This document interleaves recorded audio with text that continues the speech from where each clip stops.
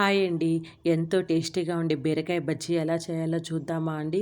ఈ బీరకాయ బజ్జీని చాలా ఈజీగా చేసుకోవచ్చండి. టేస్ట్ అయితే మటుకు సూపర్‌గా ఉంటుందండి. తప్పకుండా మీరు కూడా ఈ రెసిపీని ట్రై చేయండి. ముందుగా ఒక ఆనియన్‌ని నేను సగం కట్ చేస్తున్నానండి. సగం వచ్చి కూరలోకి వేస్తాను. ఇంకొక సగం అలాగే పెట్టానండి. దాన్ని పోపులో వేస్తానండి.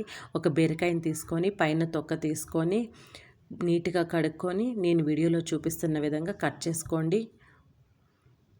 ఇలా చిన్న చిన్న ముక్కలుగా మనం బీరకాయని కట్ చేయడం వల్ల మనకు త్వరగా ఉడికిపోతుంది.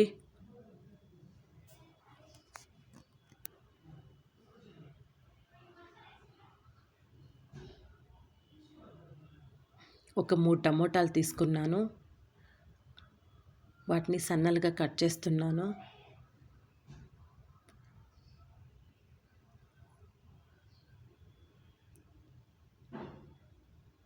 సన్నలుగా కట్ చేయడం వల్ల త్వరగా ఉడికిపోతుంది.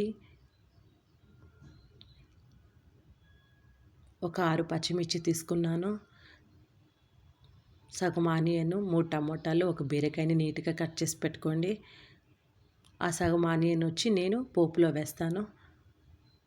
ఇప్పుడు కడాయిలో మనం బీరకాయ ముక్కలు, టమోటా ముక్కలు, ఆనియన్ ముక్కలు, పచ్చిమిర్చి వేసి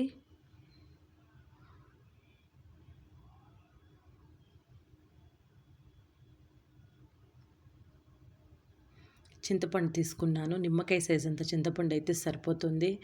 ఒక అర టీ స్పూన్ వచ్చి పసుపొడి వేశాను. రుచికి సరిపడా కల్లుప్పు వేశాను. ఇప్పుడు 1.5 గ్లాస్ వచ్చి నీళ్లు పోసాను.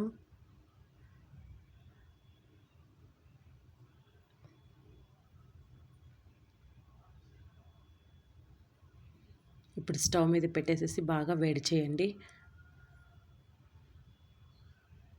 బీరకాయ ముక్కలు బాగా ఉడికిపోయేంత వరకు మనము ఆ నీళ్ళకి బీరకాయ ముక్కలు బాగా ఉడికిపోతాయి.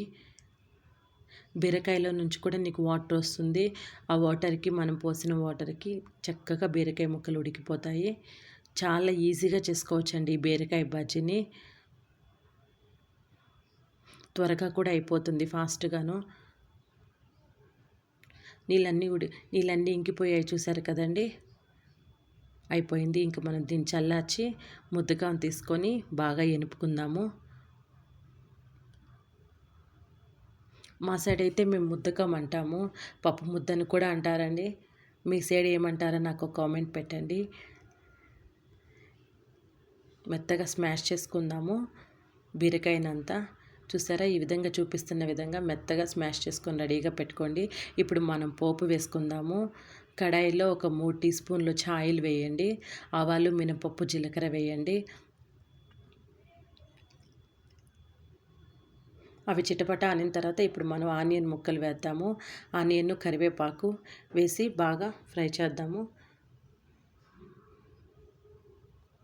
ఆనియన్స్ బ్రౌన్ కలర్ వచ్చేంత వరకు ఫ్రై చేస్తే టేస్ట్ చాలా బాగుంటుందండి మనం తినేటప్పుడు.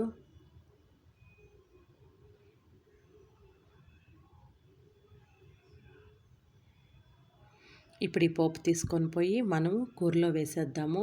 బీరకాయ బజ్జీలో వేసిన తర్వాత ఒక 2 నిమిషాలు కాసేపు ఉడకనిద్దాము. ఎంతో టేస్టీగా ఉండి బీరకాయ బజ్జీ రెడీ అయిపోయిందండి. చేసుకోవడం కూడా చాలా ఈజీగా ఉంది కదండి. మీరు కూడా తప్పకుండా ఈ రెసిపీని ట్రై చేయండి. ఎలా ఉందని నాకు కామెంట్ పెట్టండి. లైక్ చేయండి, షేర్ చేయండి, సబ్స్క్రైబ్ చేసుకోండి.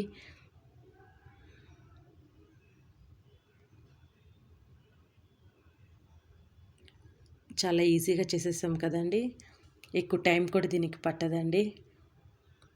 Thanks for watching.